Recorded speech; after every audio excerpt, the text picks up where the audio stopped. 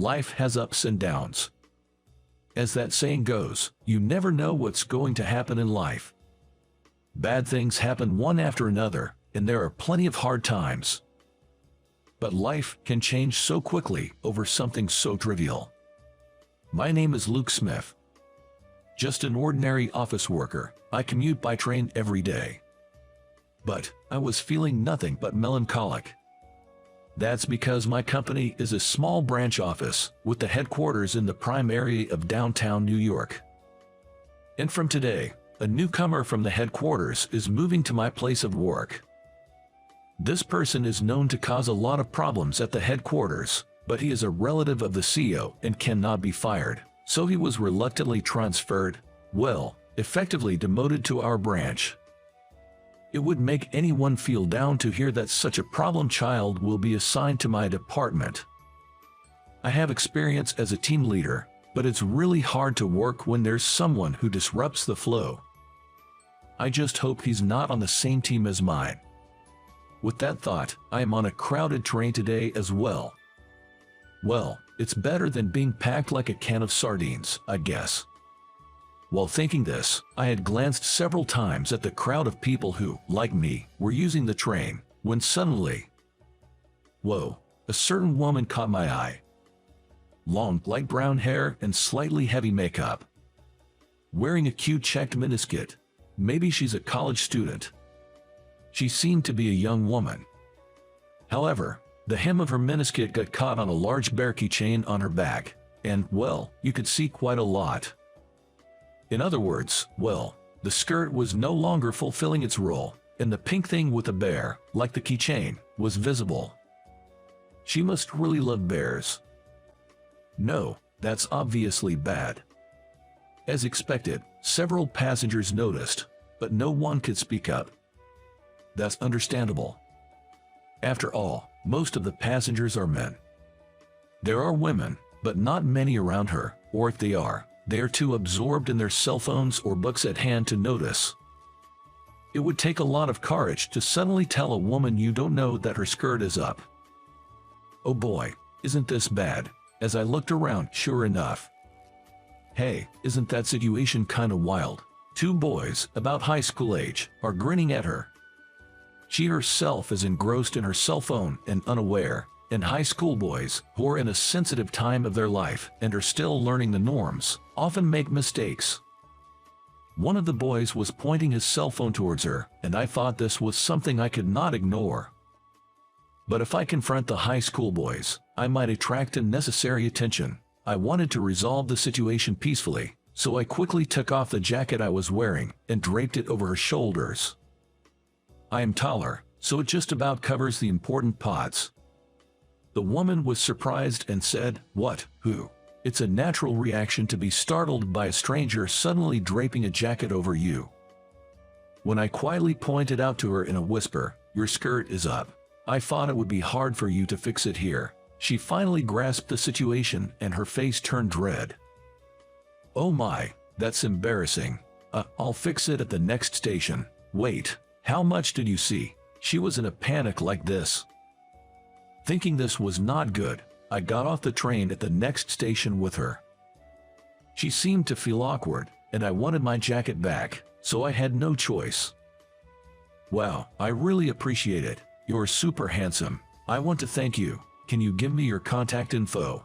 I had thought so when I saw her miniskirt, but this woman was rather flighty, or rather, a bit of a party girl. She came on strong. And while I was surprised, I had a meeting this morning, and when I looked at the clock, I was definitely late. I needed to get to work ASAP, so I handed her my business card and said, "Here, this is my business card. Contact me there if you need anything, and don't worry about thanking me," and hopped onto the express train that had just arrived at the station. I finally headed to work, but as expected, I was late for the meeting. Even though I had notified them in advance, I was called into the conference room by the manager. "Luke, it's fine that you helped someone and were late, but bringing the wrong documents to a meeting is not okay." "Yes, I'm sorry. Yes, I was late, and in my rush, I mistakenly grabbed the wrong documents and, as a result, ended up embarrassing myself in the meeting. I was glad I was the only one who was embarrassed, but as one would expect, restless behavior is not good for a member of society. As I was apologizing to my department manager, the manager said, "Well, what's done is done. Make sure it doesn't happen next time. Now, on to the real issue at hand." Saying that, my manager handed me a piece of paper. He's a kind man, and it's rare for him to call me into his office like this. Which means something significant must have happened. I accepted the paper he gave me and began to read. What's this? I'm really sorry about this. Starting today, I want you to train the new recruit," said my manager with an apologetic look on his face. Whoa. Are you serious? The new recruit is the CEO's relative who couldn't be managed at the headquarters, and I'm supposed to guide him. Why me? I asked. Well, the thing is, the headquarters specifically requested you today, he explained. What? I cried out, almost in a scream. I rarely go to the headquarters, and I haven't done anything noteworthy for the human resources at headquarters to remember my name. Despite having no achievements, why was I selected? As I was panicking over this baffling situation. Bang! Suddenly, the conference room door swung open, and an agitated subordinate of the department manager rushed in. "Sir, we've got a serious problem," he exclaimed. "What's going on?" "I'm in a meeting with Luke right now," replied the manager. "It's about the new recruit. The CEO of the headquarters wants to see you and Luke." What? This time it was the manager who cried out in surprise, while I was still trying to digest what was happening. What did he just say? I knew the new recruit was coming, but the CEO as well. What on earth is happening? The manager and I exchanged glances and hurried out of the conference room, heading for the reception room, knowing we couldn't keep the CEO waiting. And there we saw. "Hey, it's you from earlier." "Hi there," she greeted. It was the woman I'd helped on the train. And she was sitting next to the CEO. "Oh, please, give me a break. What the heck is going on here?" I was nearly in panic mode and decided to get my head out of the clouds here. As it turned out, the woman I helped today, whose name is Anna Ashton, is the CEO's daughter. But apparently she's been rather wild and has had difficulty sticking with any company she's joined. She still hasn't shaken off those bad habits, making it difficult for her to hold down a job anywhere. The CEO had hired her as an assistant, but he received criticism internally for being too lenient with his family member. So, the CEO decided to transfer her to a branch office as part of her real-world experience. "I heard you helped my daughter on the train today. As a father, I thank you," the CEO said, bowing his head to me. This made me break out in a cold sweat for a whole different reason, but then I also learned why I had been chosen. When I handed Anna my business card, she realized we were from the same company, but she couldn't stop me because I was in a hurry. So she took a picture of the card and sent it to the CEO. And after checking with HR, they assumed that I, as a team leader, have some experience with employee development, so they entrusted their daughter to me. In other words, my act of kindness has led to this unexpected situation. The CEO likely wants me to cultivate his daughter and thus earn a promotion in the future, but from my perspective, I've just been saddled with a difficult new recruit. What should I do? But I had no choice. "Nice to meet you, Lukey," Anna cheerfully greeted me with absolutely no trace of professionalism, leaving me no choice but to hang my head. And that's when my unbelievably busy days began.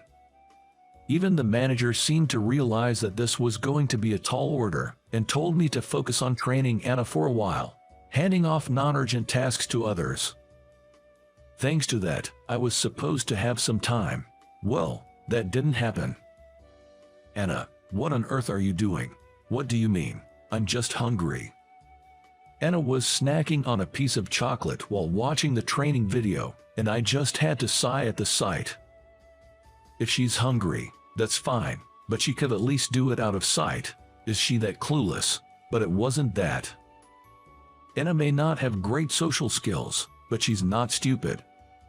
As proof, she managed to remember how to do simple tasks after being shown just once. Oh, hey, Lukey, the additional data came in, so I finished inputting it. What, already? You're quick. Yes, she is incredibly efficient at her work. She does more than she's asked to, and rarely makes mistakes. With this level of work, she could easily get by at our head office, but her other problematic behaviors completely overshadow it. It's such a waste, and despite my numerous warnings, she only slightly improves, and eventually reverts back to her old habits. She still calls me Lukey. After 2 months of training her, I was reaching my breaking point. However, I resolved to do my best to make her a competent worker, and it was on that day. Heck, what should I do? Lukey is troubled. While I was thinking in the break room, Anna suddenly popped up. It's been 3 months since we started working together. By now, she's capable enough to do her job alone. I mean, she still exhibits problematic behaviors, so I have to keep an eye on her. But it's break time, so I won't nag her. Oh, nothing.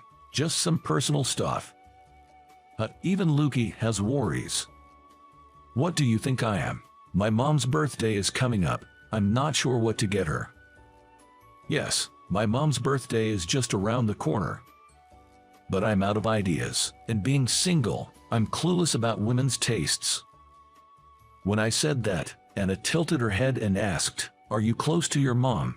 I guess so. She's always been the caring type. How so? What do you mean? Well, even when she was incredibly busy, she always made sure to pack my lunch. My dad was away on business a lot, so my mom took care of everything at home. After I started living alone and learned how hard housework is, I realized how great my mother was. So, I'd like to celebrate her birthday somehow, but I'm having a hard time picking a present. Oh, I know. I should ask Anna. She seems to know more about women's preferences and current trends. Just as I was about to ask her, I fell silent. The usually overly cheerful Anna looked incredibly down. Anna, what's wrong? Oh, sorry, I don't have a mom. That's why I'm envious of your problem. Anna said that and forced a smile. But her fake smile quickly faded, and she looked down, appearing dejected again. I was taken aback by the sight of Anna I'd never seen before. She looked so lonely, I couldn't leave her alone. You don't have to force yourself to smile. Sometimes, Anna, you really force yourself to smile. It's okay to talk about your problems. After all, I'm your trainer. That's right. Anna hardly ever shares her concerns. Even with work, she doesn't voice her worries. I was worried that she might be overdoing it. As she widened her eyes in surprise, Anna said, "You're the first person to say that to me," and began to tell me a story. It was a story about Anna's past. You know, my mom passed away in an accident when I was a little. After that, my dad just lost himself in his work, leaving me in the care of a maid. Anna shared, her gaze drifting off into the distance. I was basically raised by the maid. I'm grateful to her, I really am. But then again, she was paid to take care of me, right? So, I can't help but wonder if there's really such a thing as unconditional love. Well, I guess it doesn't matter now that I'm all grown up, she said, laughing it off. Watching her, an idea began to form in my mind. Maybe Anna had grown up lacking affection. Her father, the CEO, understood that, which was why he couldn't bear to leave Anna alone and kept her in the company. Upon reaching that conclusion, her actions began to make more sense. Anna's problematic behavior is actually only to those close to her in the company. She often arrived late but would always be early when there was a business deal. She was quiet around people from other departments, but often played around with me and those she was close to. I wondered, was this her way of interacting? Causing trouble to get her busy father's attention? Could it be that she grew up without realizing it was wrong? That's why scolding her wouldn't fix her behavior. It wasn't that she didn't want to change, but rather, she might not know any other way to interact. Anna, I started, you're talented. It's about time you quit these problematic behaviors. Haha, you're persistent, Lukey. I've been a little better lately, haven't I? Don't evade the topic, keep this up, and someday you'll be abandoned. Abandoned? That's strange. No one's watching me, so there's nothing to abandon. Suddenly, Anna retorted with a serious look. With a dull voice, as if she had given up on something. I guess this was the real her. True self isn't noticed by anyone. She seems to believe that. I was a bit surprised by this unusual side of Anna, but I couldn't back down. She was wrong. I'll show you that you're wrong. Follow me, I declared, grabbing Anna's arm and leading her to a certain place. Anna, although surprised, obediently followed. This is the place I brought her to. The office floor we always worked on. Everyone was on break, chatting among themselves. I quietly opened the door just a little, showing Anna the scene inside. Wow, did Anna make this document? She was so good that she could have made it at headquarters if she hadn't had those problems. I know, right? What a waste. There, everyone was praising Anna. And these were people Anna wasn't particularly close with. No way, why? Anna's eyes widened as she watched the scene unfold. That's how it goes, right? They are not the ones she's trying to get her attention from. But they're watching her work. You understand, right? We're seeing you, so you don't need to stress about getting noticed anymore. There are people who notice you, Anna, without you having to try, and I'm one of them.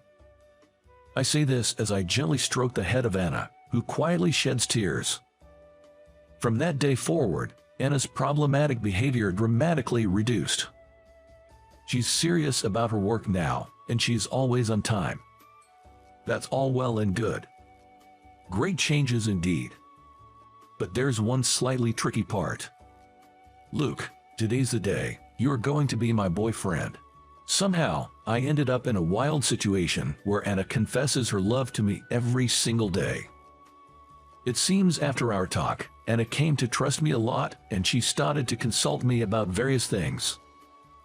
As a result, she became very attached to me, and now she confesses her love to me every day.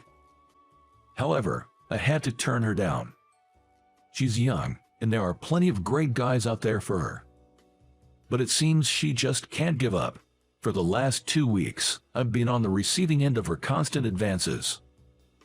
When faced with such intense appeals, my feelings to her was changing. Okay, let's go out. I think I've fallen for you, Anna. Today's the day I'll become your girlfriend. That's what I said. It's okay. At what? Anna responds with a bright red face.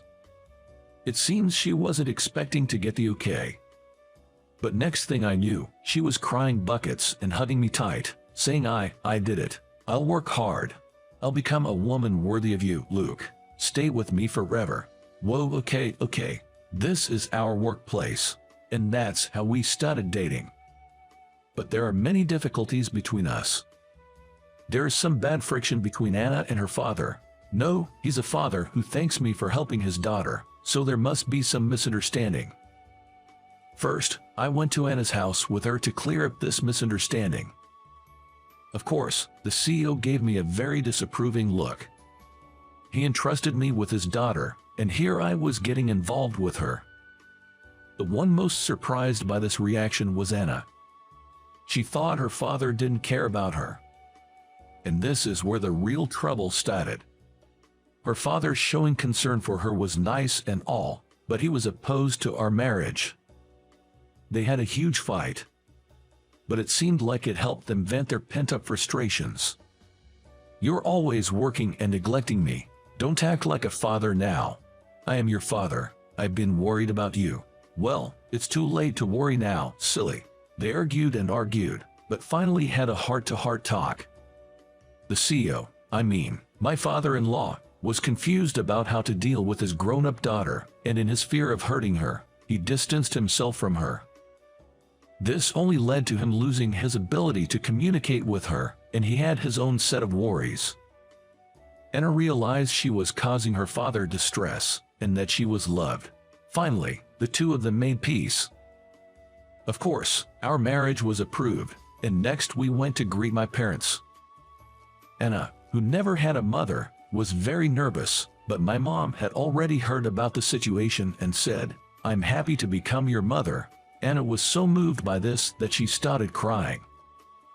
On top of that, my mom treated us to dinner, which moved Anna so much that she said, "I want to cook this too," and asked my mom to teach her how to cook.